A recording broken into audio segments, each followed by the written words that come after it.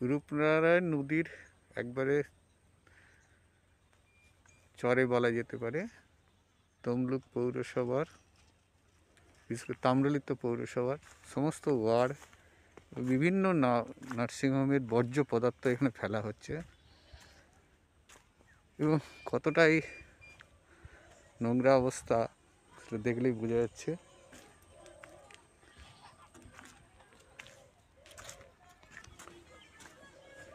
একটা অভিযোগ বারে বারে উঠে আসছে যে নার্সিংহোমে যত বর্জ্য পদার্থ যেগুলোকে এখানে ফেলার কথা নয় সেইগুলোকে এখানে ফেলছে এবং সেইগুলোকে বাছাই করে তার একটা মানুষ সেগুলোকে নিয়ে আবার উপার্জন করছে।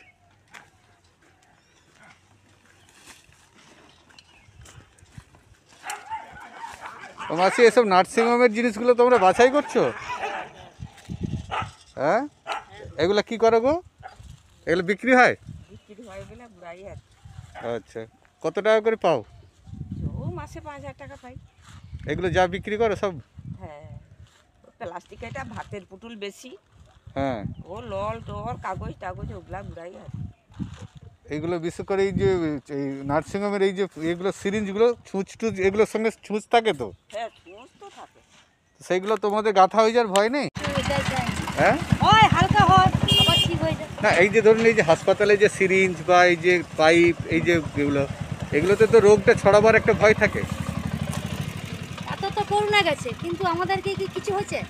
সবারই কিন্তু হয়েছে, কিন্তু আমাদের কিছু হয়নি।